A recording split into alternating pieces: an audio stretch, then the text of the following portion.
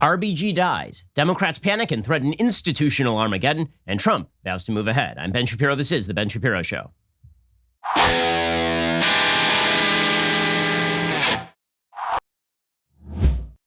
The Ben Shapiro Show is sponsored by ExpressVPN. You have a right to privacy protected at expressvpn.com/Ben. Well, maybe you noticed this year is crazy, man. I mean, just chaos in the streets.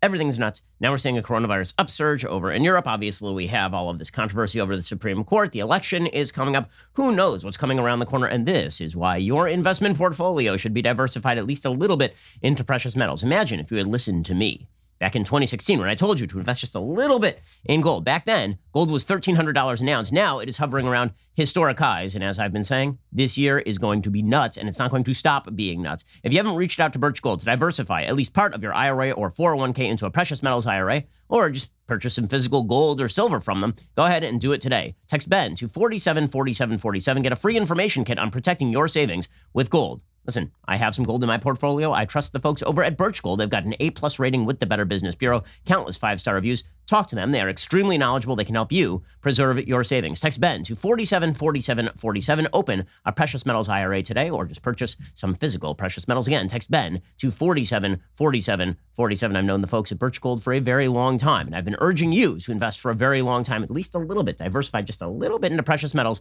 Get started by texting Ben to 474747 to get started. Okay, so right before Rosh Hashanah begins, I get the information that Ruth Bader Ginsburg, the longtime Supreme Court justice, first appointed in 1993, a famous feminist voice, has passed away.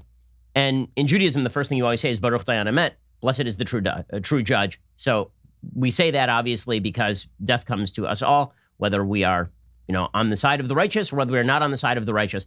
Ruth Bader Ginsburg, for all of our disagreements, and we had many of them, obviously, I disagree with her politics thoroughly and profoundly. She devoted decades of her life to public service. She was responsible for some things that I think everyone can agree with, including the forwarding of women's rights in the workplace. A lot of those things are very good. And her passage should be met with national mourning, of course.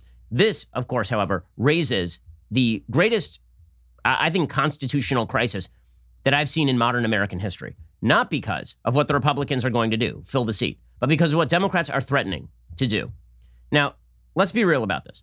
From the very beginning, Ruth Bader Ginsburg should have stepped down when Barack Obama was president.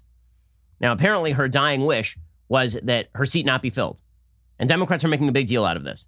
There is no constitutional provision that allows a justice as their dying wish to pick their successor. In communist countries, judges pick their successors. That is not what happens in a free republic. In a free republic, however the process works is how the process works. Imagine if Justice Antonin Scalia had left a note by his bedside table before he had a heart attack and died, saying, "My dying wish is that the Supreme Court overturn Roe versus Wade."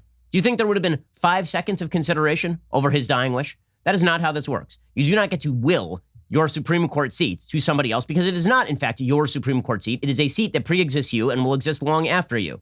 Just as Donald Trump doesn't get to will the presidency of the United States to whoever he wants to be his successor, RBG does not get to will her seat to anybody else. So her dying wish is of absolutely no constitutional value. We all know this, by the way. I mean, she was holding on tenaciously to that Supreme Court seat. She didn't want to step down because she didn't want Trump to fill the seat. And it's patently obvious that the reason that she didn't step down earlier is because she thought Hillary Clinton was going to win. Okay, she should have stepped down in 2010. Remember, she was diagnosed with pancreatic cancer back in 2009. She was 87 years old when she died. So that means she was 76 years old when she was diagnosed with pancreatic cancer. Now, typically, pancreatic cancer, unfortunately, has a very high kill rate. And she stayed on the court for another 11 years after her original diagnosis with pancreatic cancer. Again, when Barack Obama was president, she could have stepped down any time in there. And she didn't step down in 2016 because she figured that she was going to be on the court while Hillary Clinton was president. Bill Clinton has said as much, right? Bill Clinton was asked by Margaret Brennan about this. Margaret Brennan said Ginsburg reportedly told her friends she had intended to retire under what she expected to be a Hillary Clinton presidency. Did you ever talk to her about that? Do you know who she envisioned taking her place? And Clinton said, no, I mean, I hoped Hillary would be elected in 2016. I thought she would and hoped she'd have some time because she wanted to leave the court while she was still at full steam. She wanted to leave the court with someone who she thought was not an ideologue, someone who was too far to the right, but I don't think she necessarily had a preferred candidate. I think she trusted Hillary to make a good decision. It was perfectly obvious that she was sticking around because she thought Hillary was going to win. Then Trump won, and then it became basically a race against the clock for Ruth Bader Ginsburg. And you could see this in the way that the Democratic party infrastructure mobilized around her. She became the notorious RBG. Right? She moved from being just like a normal left-wing Supreme Court justice to being this iconic figure because the idea was that she stood between the Democrats and doom. She stood between the Democrats and Armageddon. And here's the thing. This demonstrates full scale how the Democrats think of the Supreme Court, which is why, honestly, they should never be picking Supreme Court justices. So as we'll see, we're going to discuss a little bit later on the so-called McConnell doctrine from back in 2016. What he actually said was he saying that in the final year of a presidency, that the president should not select or that his selection should not be confirmed. No, he didn't say that. He never said that. What he said instead was that if the Senate was controlled by a different party than the president, the Senate had no obligation to move forward with a nomination if they were of a different party than the president until the American public had sounded off on what they wanted to be the final combination of factors leading to the selection of the Supreme Court justice. But in the final year of a presidency, we've had some 29 selections by presidents. It is perfectly normal for a president to select the person to fill a Supreme Court seat. In 17 of those cases, the president, or in 17 of those cases, the president and Senate have been controlled by the same party. And in 15 of those 17 cases, that person has been confirmed. This is something Senator Ted Cruz pointed out over the weekend. This is, of course, exactly historically correct. 29 times there has been a vacancy in a presidential election year. Now, presidents have made nominations all 29 times. When the Senate has been of the same party of the president, a vacancy occurs in an election year. Of the 29 times, those are 19 of them. Of those 19, the Senate has confirmed those nominees 17 times. So if the parties are the same, the Senate confirms the nominee. When the parties are different, that's happened 10 times. Merrick Garland was one of them. Of those 10, the Senate has confirmed the nominees only twice. Okay, it is very uncontroversial constitutionally speaking. The president gets to fill the seat, and then the Senate gets to decide whether they decide to go up or down on it. I thought that McConnell, you can go back and listen to my show at the time, I thought McConnell in 2016 was being too cute by half on the Merrick Garland thing by saying, well, you know, it's the last year of the presidency. We'll wait until the election is decided. To me, this is a very simple thing. You should not vote for any nominee who you feel is not going to interpret the Constitution properly. I don't care whether it is the first year of Barack Obama's term and he is selecting Sonia Sotomayor or Elena Kagan, or whether it is the last year of Barack Obama's term and he is selecting Merrick Garland. It makes no difference to me whatsoever in any way. The bottom line is this. The constitutional role of the Supreme Court is to interpret the Constitution properly. The Democrats have used the Supreme Court to enact policy from the bench for decades. Republicans have gone along with this out of some sense of nostalgia for a time when the Supreme Court was far less political. But the Democrats made this whole thing political way back in the 80s. This all started with Bork, and we've seen its culmination in the attempt to go after Justice Kavanaugh with false charges of gang rape and such, with ridiculous charges that he was involved in a boofing when he was 17 years old. And the Democrats made this political. They've decided that the Supreme Court is merely another political tool in their arsenal. They have no institutional respect for the Supreme Court. The Supreme Court is not something they care about. And this is something I talk about in my book, How to Destroy America in 3 Easy Steps. For Democrats, unfortunately, it has become the case that the institutions of the United States government are an obstacle to them. And when they are an obstacle, they seek to destroy the obstacle. This is why over the past several years since Trump was elected, they've talked about abolishing the Electoral College. They've talked about completely redoing the Senate or abolishing the Senate altogether. They're now talking about packing the Supreme Court. They were talking about that a year ago. Pete Buttigieg said openly in the middle of this race that he was willing to pack the Supreme Court. And this became a question on the debate stage as to whether people were going to pack the Supreme Court. Democrats have nothing but scorn for the institutional checks and balances of the government of the United States because they believe that those institutional checks and balances are an obstacle to complete rule from above. It has been true for a very long time. Now, even Ruth Bader Ginsburg was not opportunist enough to believe that packing the court was a good idea. Right? Ruth Bader Ginsburg, all the way back in 2016, I believe, was specifically asked about packing the court, and here is what she said at the time. I have heard that there are some people on the Democratic side who would like to increase the number of judges. I think that was a bad idea when President Franklin Delano Roosevelt tried to pack the court. If anything would make the court appear partisan, it would be that. One side saying, when we're in power, we're going to enlarge the number of judges, so we will have more people who will vote the way we want them to. Okay, so even Ruth Bader Ginsburg recognized the threat to the institutions. The old school liberals, however, are no longer in control of the Democratic Party. They don't believe in the institutions of the Constitution. They believe in overthrowing them. And honestly, this has a long legacy inside of the Democratic Party. Woodrow Wilson sought to overthrow the checks and balances of the Constitution by radically expanding the executive branch. and overthrowing all checks and balances, taking all the powers of the legislature and placing them inside the executive. You saw FDR attempt to pack the court back in the 1930s. This led to the Supreme Court changing a lot of its doctrine in what was called the switch in time that saved 9, meaning that it saved 9 seats on the Supreme Court as opposed to 13 seats on the Supreme Court because FDR was threatening to pack the court. Institutions for the Democratic Party are of no interest. They don't like the structural constitution because they don't like the fundamental philosophy underlying the structural constitution, which is that of limited government and checks and balances that protect your rights. The Constitution was written for a very specific purpose. That purpose was to protect the principles of the Declaration of Independence. And the basic idea was that a government that is unitary in nature, a government that has unified power at the top and no checks and balances, either hierarchically with the states or horizontally between the branches, was going to infringe upon your rights. Democrats believe the government should infringe upon your rights because your rights come from government. And a government big enough to give you what you want is a government that is also big enough to take away what you have. Democrats have always seen these institutional checks and balances as a problem. So why in the world would you let Democrats appoint people to the Supreme Court who are promptly going to use the Supreme Court as another political body? The Supreme Court's original designation was to interpret the Constitution of the United States. Democrats don't like the Constitution of the United States and have appointed justices who similarly do not like the Constitution of the United States and see it as an obstacle to what they attempt to do. They see the Constitution as a bit of poetry that they can interpret however they see fit, from the Obamacare cases to Roe versus Wade. Democratic justices never miss. They never miss because they are politically motivated. They do not bother reading the Constitution. The way that you can tell whether a justice reads the Constitution or does not read the Constitution is whether that justice always votes with your political priors or whether that justice sometimes votes against your political priors based on the text of a law before them. Democrats get what they want from their justices, no question, which is a good indicator as to how they see the court. And you have to understand all of this because that is what is undergirding the battle that we are currently undergoing. The battle that is about to break upon us is one that is honestly country-shattering in nature. And it's not because of anything Trump or the Republicans is about to do. As we're about to discuss, what Democrats are threatening to do, violate the structural integrity of the Constitution in massive new ways, violate every norm, break institutions of the Constitution. What they are threatening to do can, in fact, split the country apart. And they're using this as blackmail in order to prevent Republicans from fulfilling their constitutional duty to fill that seat and so that they can pack the court unofficially with another member of the hard left who will then rule in favor of all of their Democratic political strategies. In order to understand that, you have to understand how Democrats see the court.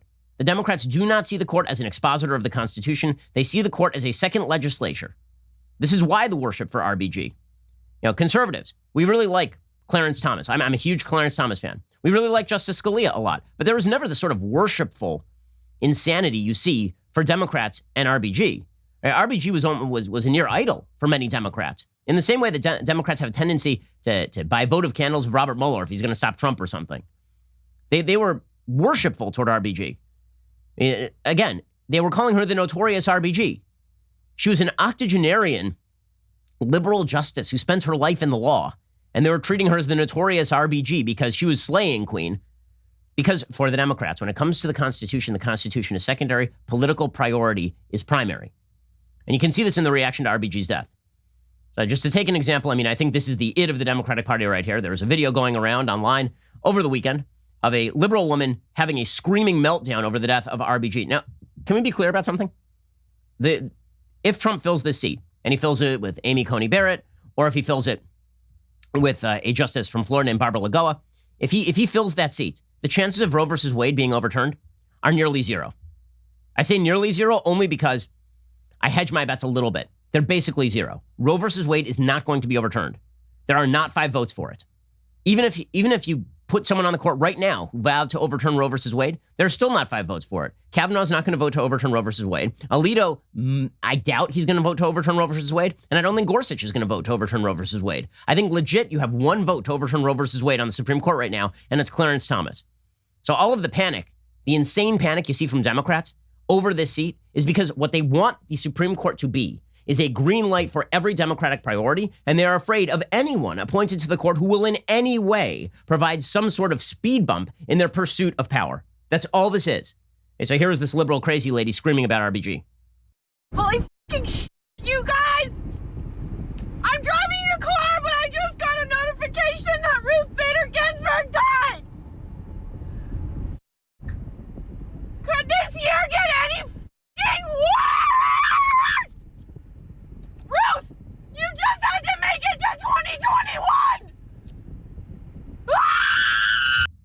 Okay, so why you would film this and then put it online, except that this does channel a lot of what Democrats are feeling, because for them, the Supreme Court is a tool of power. It was never supposed to be just another member of the triumvirate of checks and balances, executive, legislative, and judicial. This is unreasonable behavior. It is not reasonable behavior. Nobody on the Republican side reacted this way when Sonia Sotomayor filled the seat. If Merrick Garland had been confirmed by the Republican Senate, people would have been upset. Would it have been screaming fits like this? I have serious doubts.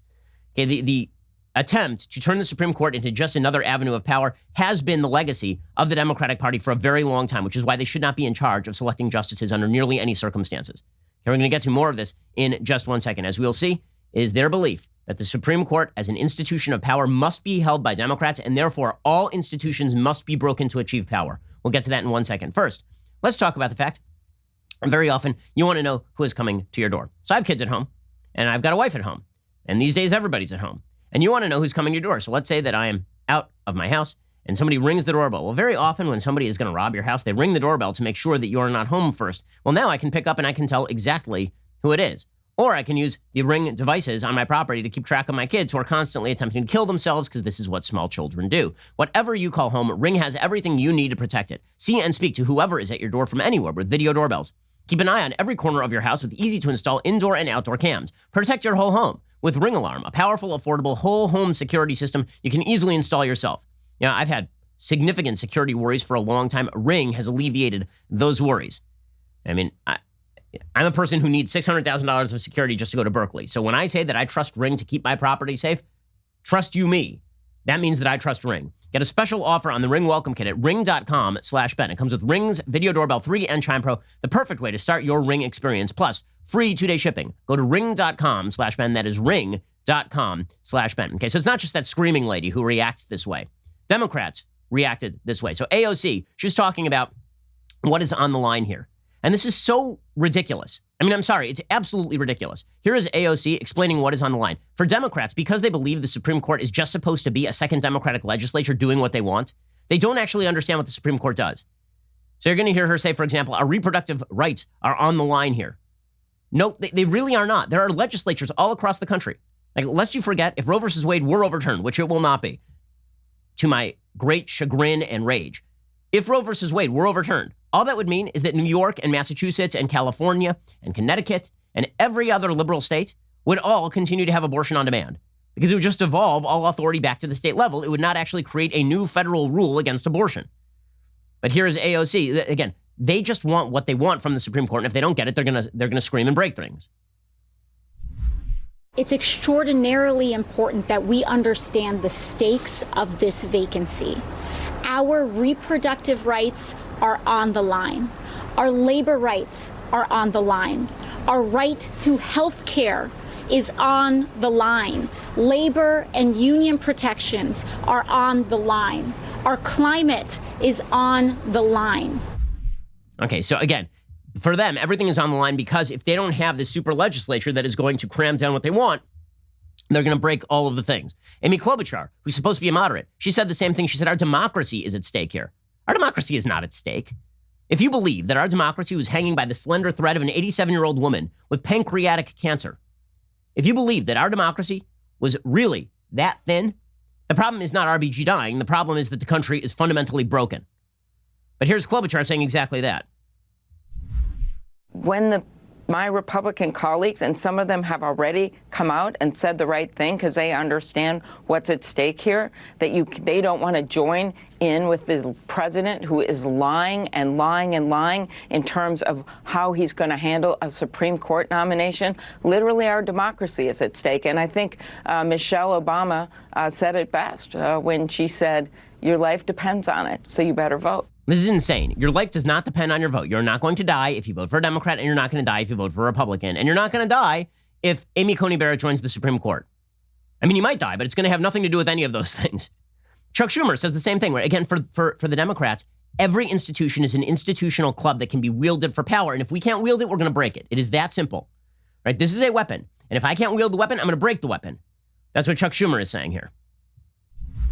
We're here to protect the rights of our globe and the people who live on it, so that climate is protected. A court with the kind of nominee President Trump will choose, will undo all of that. Okay, can I just point out there And is no constitutional right for the globe in the Constitution?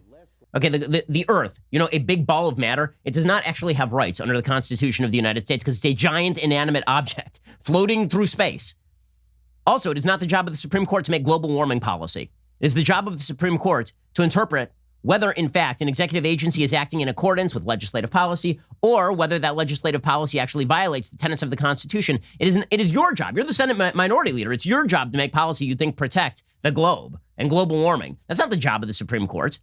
What he's really talking about there is he wants the Supreme Court to read into the Clean Air Act that carbon emissions can be considered a pollutant, which of course was never considered under the Clean Air Act. But this is exactly how Democrats think about the court. The court is just a tool of power. It's a hammer. And so this leads to tremendous levels of dishonesty. AOC said, I can't believe that Mitch McConnell won't honor RBG's last wish. Again, what does she think we live in, a monarchy? That's not the way this works, honor RBG's last wish. I mean, first of all, I hope that RBG had other wishes besides that for her last wish. I hope that is a bit of a bit of exaggerated rhetoric for purposes of the political moment from the family. I hope that she was thinking about other things on her deathbed because I wouldn't want to be thinking about politics as I died, right? That just seems like an unpleasant way to go. But here is AOC. Here's AOC saying that the Republicans are bad because they won't honor RBG's last wish.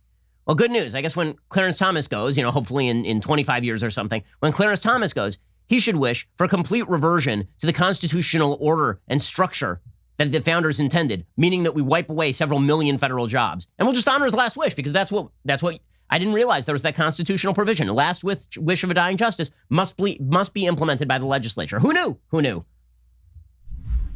Tonight, Mitch McConnell publicly, the night of her passing, he couldn't wait 24 hours, issued a statement saying that he was going to give Trump a vote in violation of her dying wish.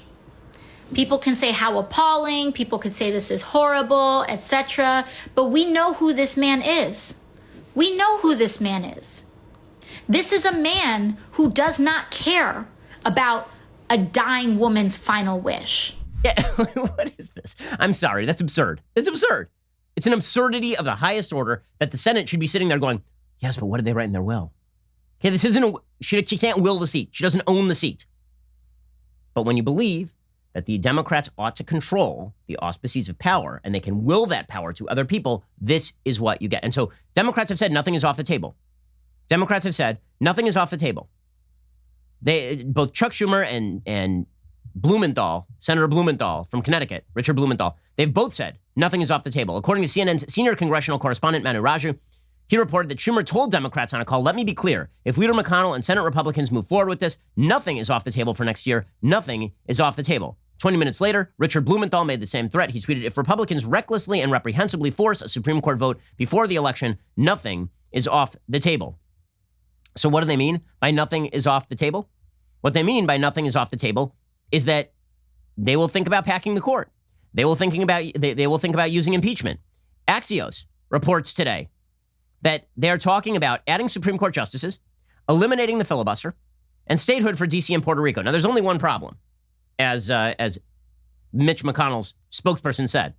Every single threat they are currently making, they already made 4 months ago. So they already shot the hostage. If this is a hostage negotiation, they already shot the hostage. Also, I have a basic rule of constitutional jurisprudence. Do not negotiate with constitutional terrorists. If people are threatening to break every institution of government unless you give them what they want, why would you then give them power over that government? That makes no sense at all. We'll get to this in just 1 second. First, let's talk about the fact that you really don't want to be spending all of your business time and money on legal.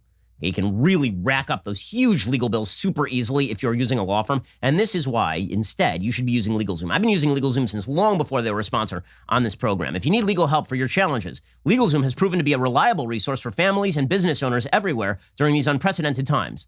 LegalZoom has been dedicated to helping you with the right solutions for more than 19 years. Whether you need a will or a living trust to protect your family, or if you need help starting a business the right way with a DBA, LLC, nonprofit, or more, LegalZoom can help you do it.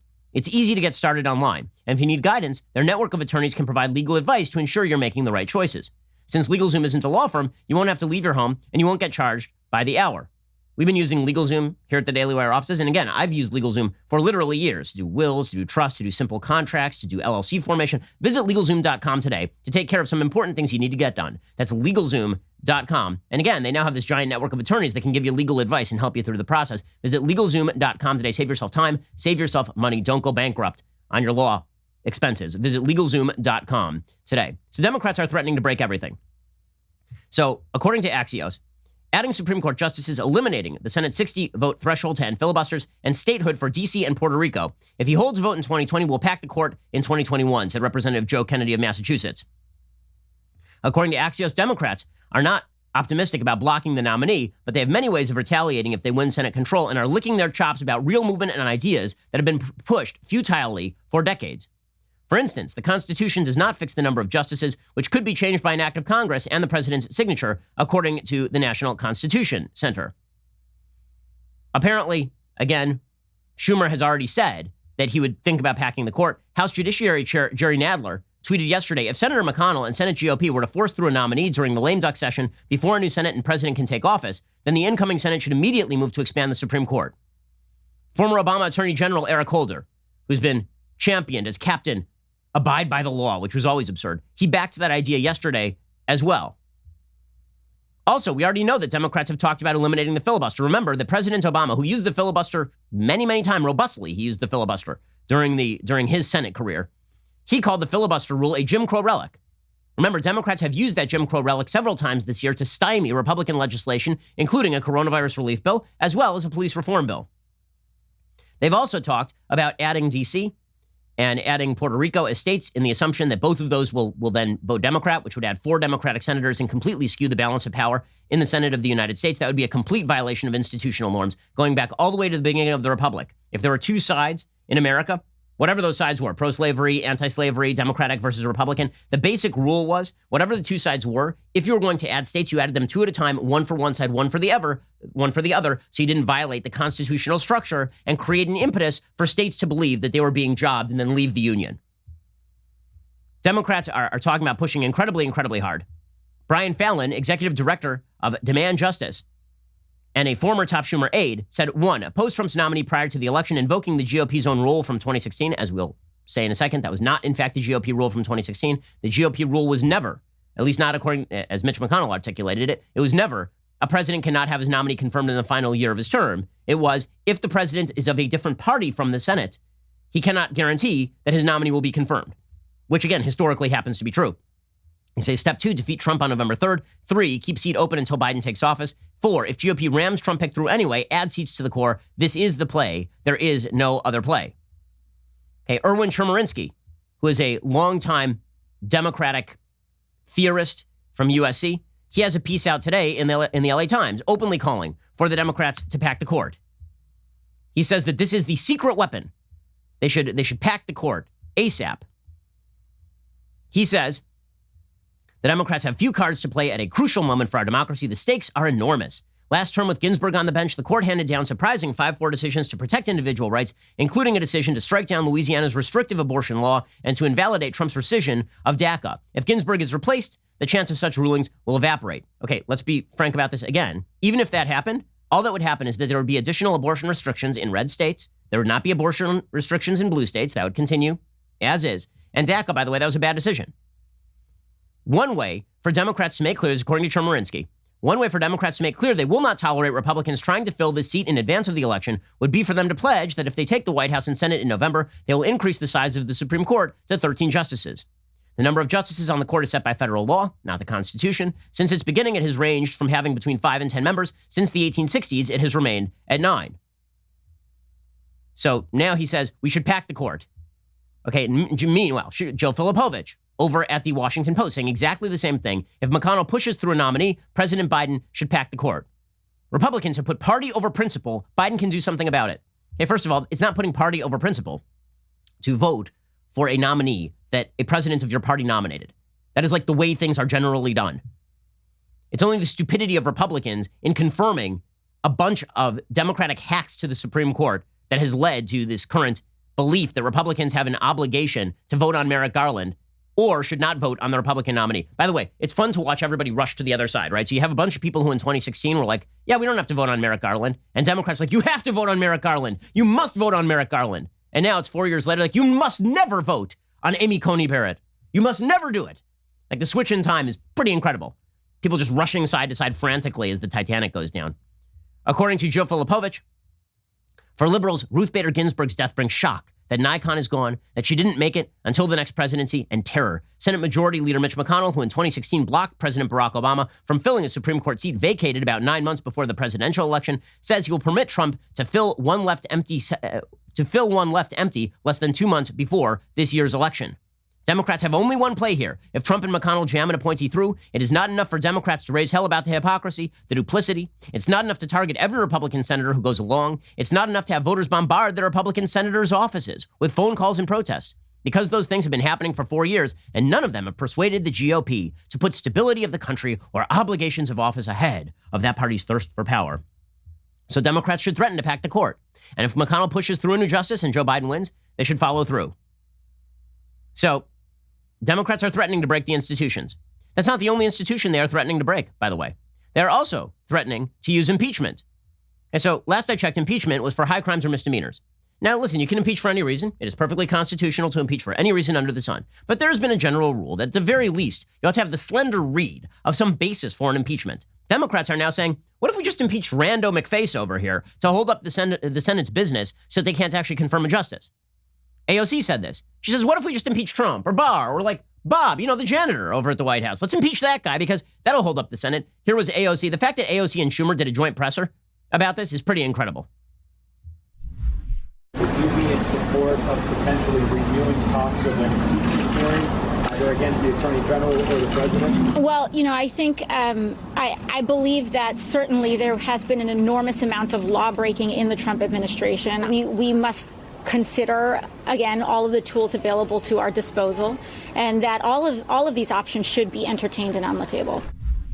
Okay, so there it is. And then Nancy Pelosi was asked about this, and she said that we have arrows in our quiver, many, many arrows in our quiver. It was fun. I mean, George Stephanopoulos, who has led a life of attempting to basically spout Democratic talking points through his questions. You'll recall back in 2012 when he randomly asked in the middle of a Republican debate whether Mitt Romney was going to get rid of contraceptives. And everybody was like, what in the hell is he talking about? And that immediately within a week turned into the war on women narrative pushed by the Democratic Party. Well, here is George Stephanopoulos, who obviously had some ideas planted with him. I think it's pretty obvious here. He plants the idea of Nancy Pelosi, supposedly, of impeachment. Here he is saying, what if we just impeach Trump to, hold up the business of the Senate? Some have mentioned the possibility, if they try to push through a nominee in a lame duck session, that you and the House could move to impeach President Trump or Attorney General Barr as a way of stalling and preventing the Senate from acting on this nomination.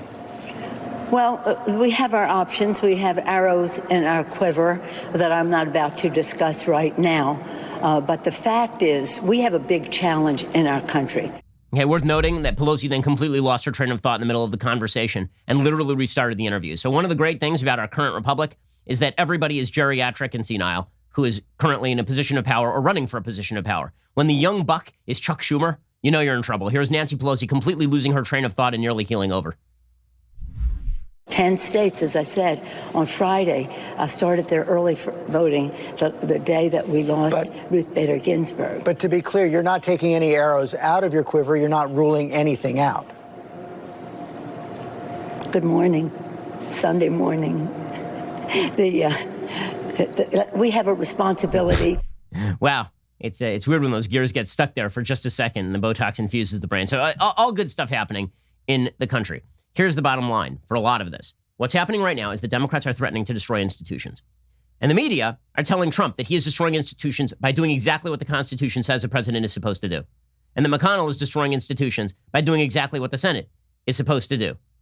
You can't negotiate with political terrorists. It is political terrorism to threaten to burn down every institution of government unless you get your way. It's what my son does when he is fussing. And he decides to lie on the floor and scream and shout. He does not get what he wants. He goes to his room. In fact, it is significantly more important that Republicans now put through a justice simply to make the point that Democrats cannot threaten to burn down every institution of constitutional government because they don't like the outcome of the system.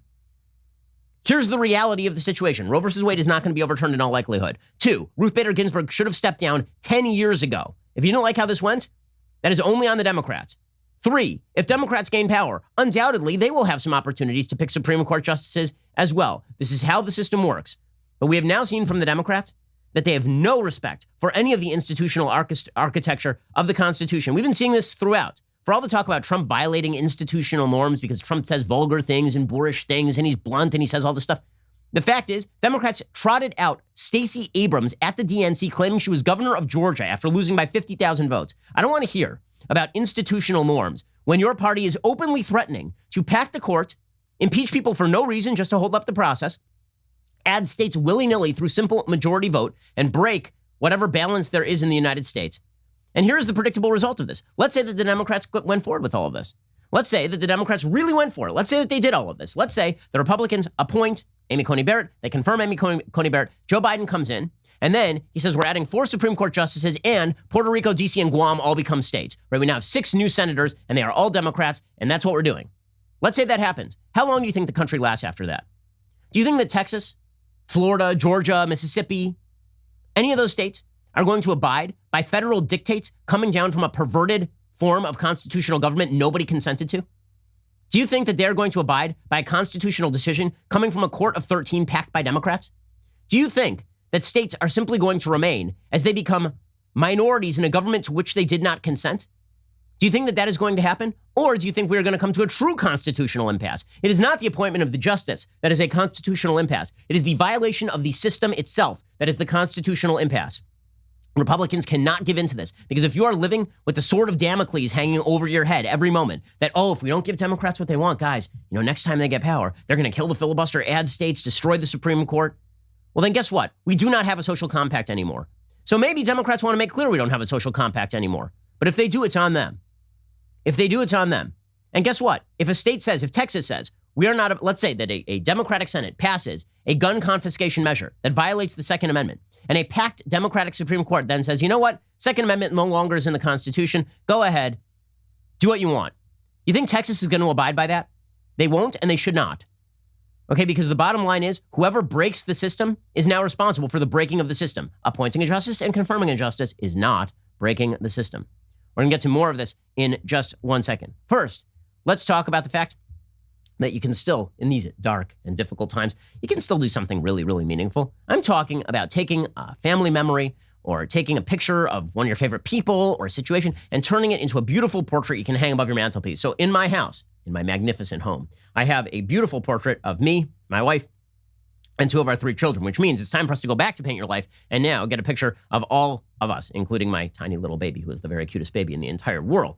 We need a portrait of her. That's why we're going to head on over to paintyourlife.com. You can get a professional hand-painted portrait created from any photo at a truly affordable price. Choose from a team of world-class artists, work with them until every detail is perfect. User-friendly platform, it lets you order a custom-made hand-painted portrait in less than 5 minutes.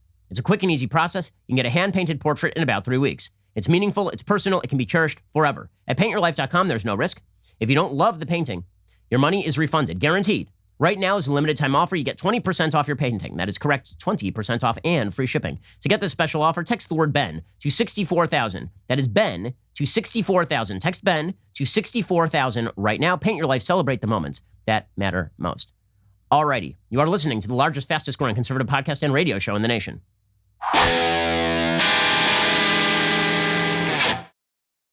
Okay, so Democrats are now engaged in open constitutional blackmail. We're going to impeach people for no reason. We're going to pack the court. We're going to add states. We're going to kill the filibuster. We're going to destroy every institution of government because we didn't get our way.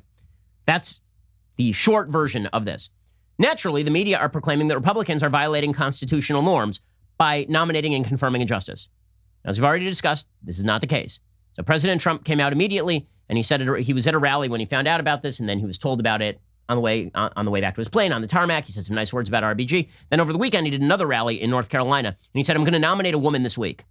I could see most likely it would be a woman. Yeah, I think I could say that. It would be a woman. I would, if somebody were to ask me now, I would say that a woman would be in first place. Yes, we'll be making a decision. I think the process can go very, very fast.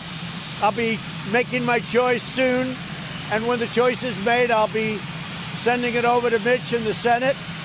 and they will do what they have to do. I think the choice will be next week.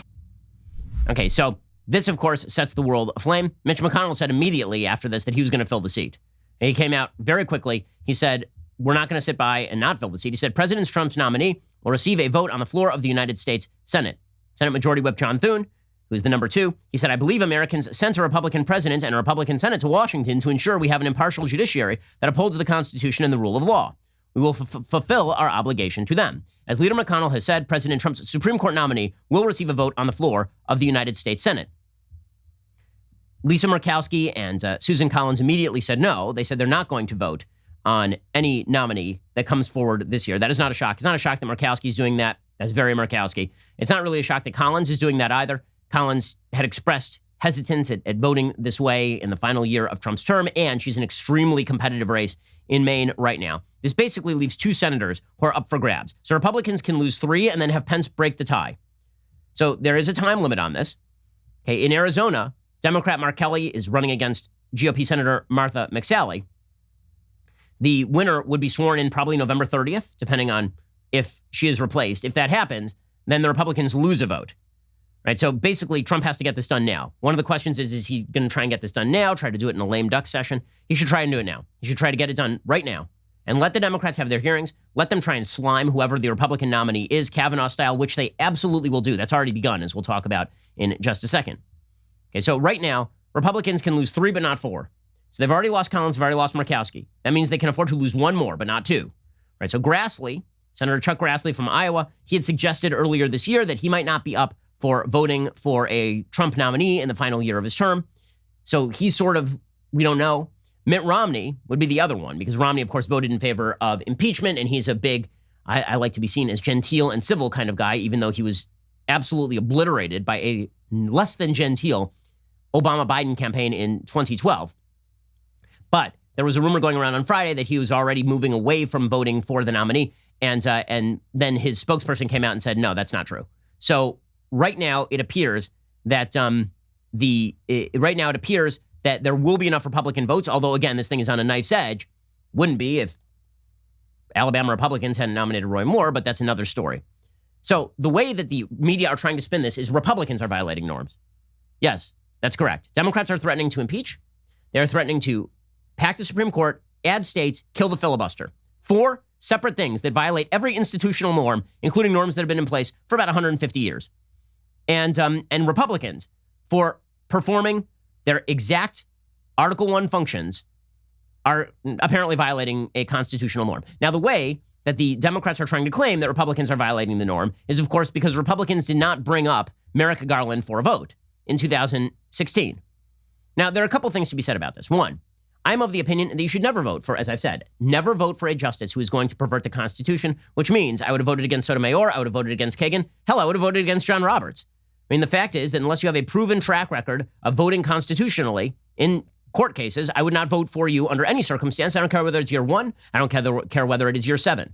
It is your absolute constitutional duty not to vote for justices you know will pervert the Constitution out of some weird perception of keeping order in the Senate. That's not how any of this works. But there was this norm for many years that nominees would pass with flying colors. So, for example, Ruth Bader Ginsburg was confirmed with an extraordinary majority. Right? Ginsburg originally confirmed by the Senate with, I believe, was it 99 votes? Something like that. She was confirmed by an overwhelming vote, and 96-3. 96-3 she was confirmed, which is absurd. I mean, she was a now lawyer, right? She was for the National Organization of Women, obviously very far to the left, but there was still this sort of weird hangover from the 40s, 50s, 60s, where as long as the person wasn't obviously judicially unqualified, you were going to vote for them no matter what. That broke during the Bork hearings, and then it broke again during the Thomas hearings, and then it seriously broke during the Kavanaugh hearings when Democrats took a very well-qualified jurist, no matter what you think his ideology is, and suggested he was a rapist. At that point, Republicans were like, we're out, right? We're done here. Now, this thing's been openly partisan for quite a while. Every time Bush nominated someone, it was a far narrower vote. Alito was a pretty narrow vote. Roberts was a fairly narrow vote, actually. Speaking of just broader votes. Okay, but bottom line is this.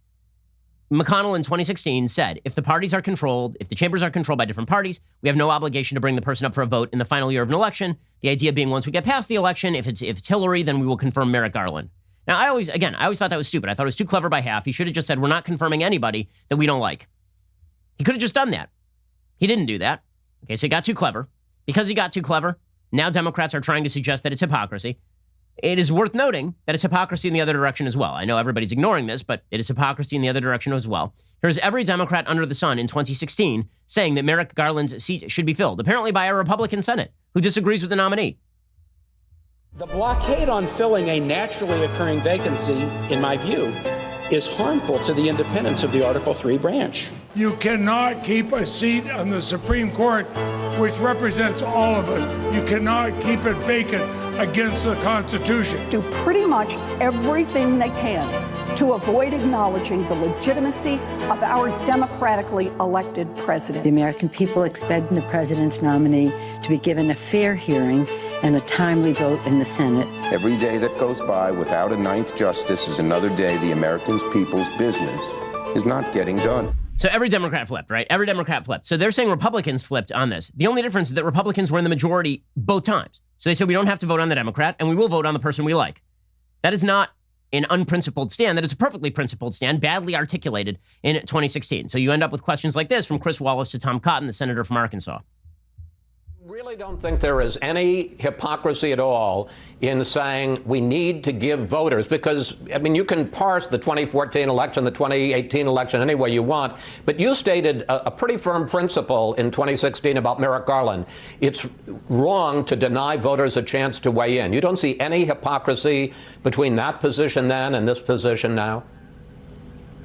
Chris, the Senate majority is performing our constitutional duty and fulfilling the mandate that the voters gave us. Okay. Bottom line is this. There was never any principle. There shouldn't have been any principle about the last year of a presidency that's silly. Again, 29 people have been nominated in that time. When the party of the Senate is shared with the party of the presidency, then the person ends up being confirmed. When not, generally not. Right? It is indeed that simple. Now, that's not stopping the Democrats from lying about the principle, right? So Barack Obama put out a little statement, always too long, because word counts and Barack Obama have never met. But he wrote, a basic principle of the law and of everyday fairness is that we apply rules with consistency and not based on what's convenient or advantageous in the moment. Ha, ha, ha, ha, ha. I'm sorry, Barack Obama talking about applying rules fairly and not in advantageous ways? From Captain Pen and a phone over here? From Captain Let Me Drone an American Citizen while declaring a war in Libya without congressional approval? Neutral principles, Barack Obama, come on. Don't make me laugh. The rule of law, the legitimacy of our courts, the fundamental workings of our democracy all depend on that basic principle. Also, we should get rid of the filibuster, add states, destroy the integrity of the Supreme Court, and maybe, just maybe, you know, basically do what I want when I'm president of the United States at all times, regardless of the politically neutral principle. I'm sorry. So I heard from some conservatives over the weekend, well, before the weekend, because it was Friday afternoon. I heard from some conservatives, and they were saying, listen, if we want the country to hold together, then there needs to be some sort of compromise here. If we want the country to hold together, there needs to be a compromise. And the compromise needs to be that the Republicans back off of this and Democrats back off of their threats. Because, you know, we have two sides, they disagree on everything, and if we want them not to pack the court, if we want them not to add states, and I said, okay, so what is the guarantee they don't do that anyway, considering they've been talking about it for a long time? Where is the trust? There's no trust that they're not going to do it. The fact they're even making that threat betrays the lack of trust. I mean, is this a peace deal or is this a terrorist deal? You don't concede. I've said this is the third time I've said it on the show. It's true. You don't concede to political terrorists. They're threatening to fundamentally burn down the system if they do not get what they want here. You cannot concede to that. In fact, it makes it more important than ever that you fulfill the constitutional mandate and fill the seat. Fill the damn seat. Fill it right now. Do not wait. Fill it this week. Force the Democrats to hold hearings on Amy Coney Barrett or whomever else Donald Trump picks. So Joe Biden is trying to walk it back, right? Joe Biden, this has some real electoral implications, what's happening right now. So the Democrats are stuck a little bit between a rock and a hard place. Like, nobody knows how this is going to break poll-wise, right? It throws a hand grenade in the middle of the election, no question. There are serious electoral implications to this. If Democrats go too far, if Democrats either try to bork Amy Coney Barrett, a Catholic mother of 7 from Indiana with very well-qualified resume, if they try to bork her, or if they threaten that they are going to add states to the country, if they threaten they're going to pack the Supreme Court, if they threaten to impeach, if they go wild here, that puts Joe Biden's campaign in danger. The reason it puts Joe Biden's campaign in danger is because Joe Biden was supposed to be a breath. Right? That was Joe Biden's candidacy. He was, Yes, I'm old. Yes, I'm doddering. Yes, I'm barely coherent. But that's the pitch. That's not the bug. That's the feature, right? I'm basically, I'm not even alive. That's why you should vote for me, because this has been crazy, right? I mean, it's been 4 years of constant, nonstop tweeting and stress and crazy. Elect Joe Biden, this walking corpse over here, and you can finally take a breath. Because, I mean, really, is anything going to get done with this doddering old guy over there kind of like walking around eating his cream of wheat? Probably not, right? That was the pitch. And it was a good pitch, right? That is a good pitch. I've said for years that was going to be the Democrats' best pitch, was a return to normalcy.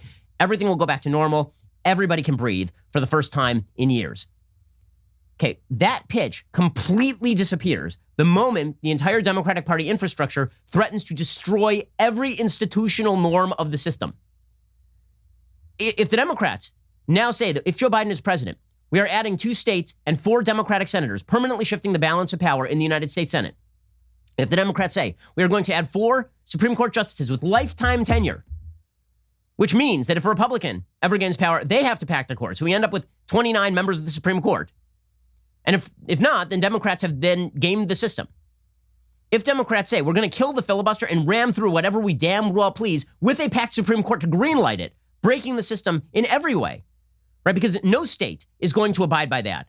Again, if you are Texas or Mississippi or Georgia or Florida, are you going to sit around and listen to a federal government with 51 votes, no filibuster, greenlit by a packed Supreme Court, tell you that constitutional norms no longer exist and they can pass whatever they damned well please?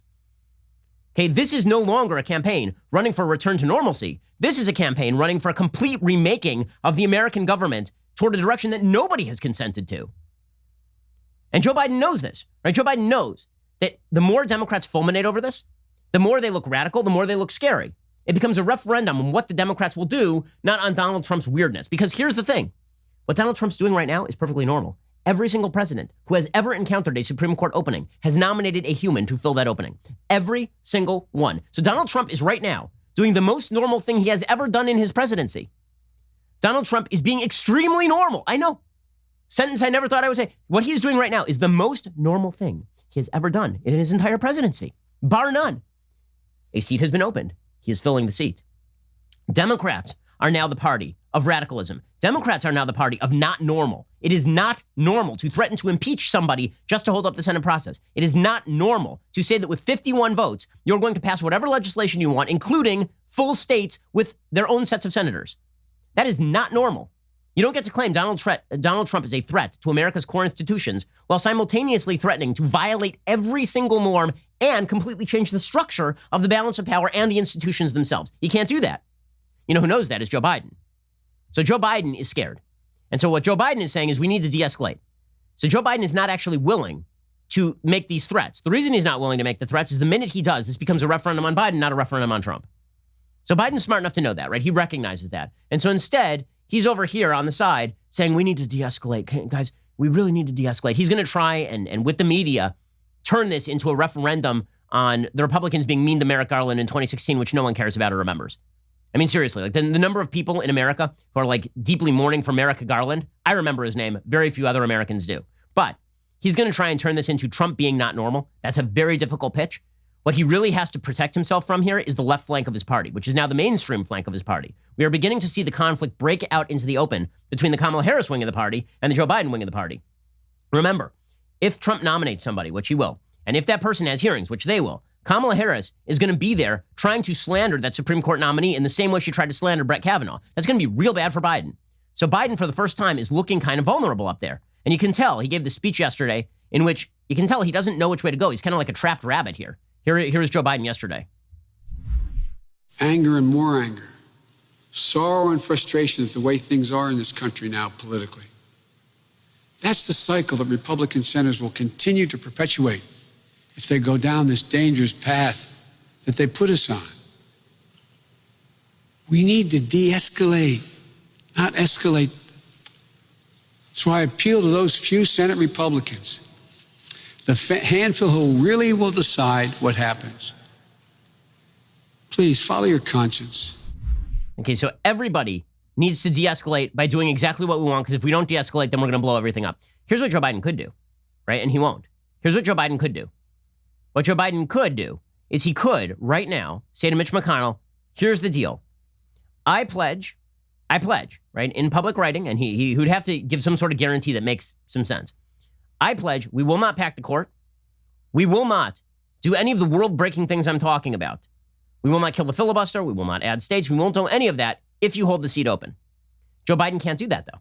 Right? So that'd be an easy giveaway for him. But he can't do that because his own party will kill him for doing that. Remember, they were talking about this stuff before the seat opened, which means, as Josh Holmes, former press secretary for Mitch McConnell, said, they already shot the hostage. They already made the threat. It's too late. There is no trust that can be built on the back of Joe Biden. Nobody's going to trust that even if Joe Biden guarantees personally that they're not going to do any of these things, that they won't do any of those things, regardless of whether the Republicans fill the seat. There is no stepping back from the brink here. It's not a thing that is going to happen. Republicans must, morally speaking, move forward.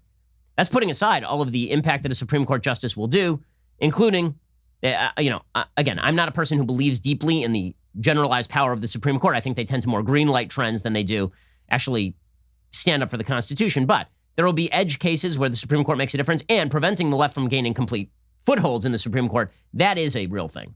And I'm more interested in having another person on the Supreme Court to not be wild leftist than I am, suggesting faith in the Supreme Court to implement actual constitutional principle.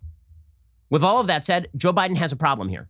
His problem is very obvious. He can't appear radical. His party is now threatening extremely radical things. And Republicans know this, which is why the two people who they are talking about nominating are Amy Coney Barrett on the one hand, and a woman named Barbara Lagoa on the other. So Amy Coney Barrett is from Indiana.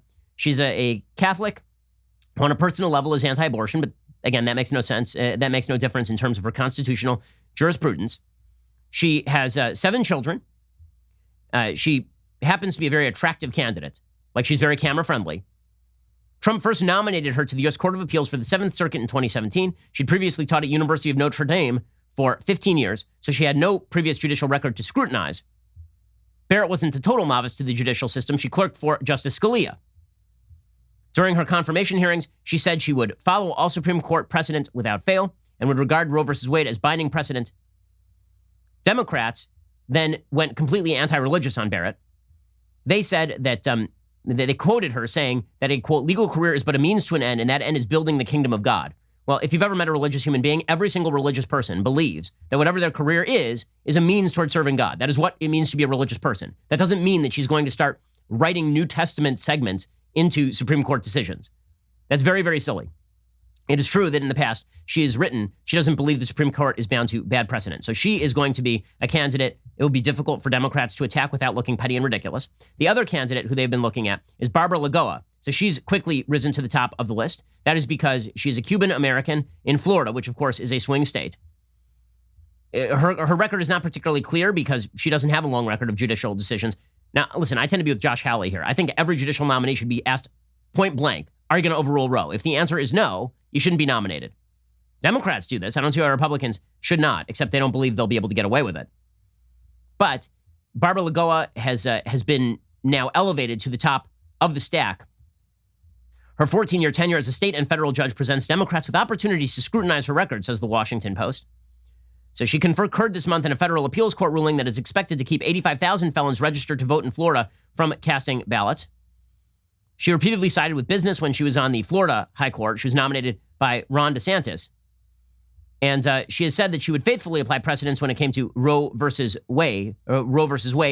People who know her say that she is very pro-life, which, again, doesn't mean anything when it comes to jurisprudence. It just means that she's personally pro-life. She's a mother of 3, including a pair of twins. Apparently, she is quiet and collegial with shrewd political instincts. She was also a member of the pro bono legal team representing the Miami relatives of Elian Gonzalez, the Cuban boy whose mother drowned while trying to escape with him to the United States, and who was turned over to his father in Cuba by the Clinton administration. So Lagoa is obviously very friendly with the Federalist Society. Her husband, Paul Huck, is a godfather of the Federalist Society in Miami, apparently. So these are the two kind of top nominees. Both of them would be difficult for Democrats to attack. Joe Biden has to know this. It's why Joe Biden has to be very concerned about the Democratic Party going too far here. He really should be. It's a danger to his election. And frankly, it's a danger to the system, because if the Democrats go too far, you are going to start to see the country break up. You're going to see states start to say the federal government has lost all legitimacy. Democrats got to be real careful here. A lot more careful than Republicans in merely fulfilling what everybody else figured, which is if Trump appoints a replacement and the Republicans hold the Senate, They get to confirm him. Alrighty, we'll be back here later today with 2 additional hours of content. A lot I didn't get to, including the ridiculousness of the Emmys, plus Nicole Hannah-Jones deleting her entire Twitter history. The 1619 Project lady who says we can't whitewash history completely whitewashed her own Twitter history. Yet over the weekend, we'll talk about that a little bit later on. Otherwise, we'll see you here tomorrow. I'm Ben Shapiro. This is The Ben Shapiro Show. The Ben Shapiro Show is produced by Colton Haas. Our technical director is Austin Stevens. Executive producer, Jeremy Boring. Our supervising producers are Mathis Glover and Robert Sterling. Assistant director, Pavel Wydowski. Our associate producer is Nick Sheehan. The show is edited by Adam Sayevitz. Audio mixed by Mike Coromina. Hair and makeup is by Nika Geneva. The Ben Shapiro Show is a Daily Wire production. Copyright Daily Wire 2020.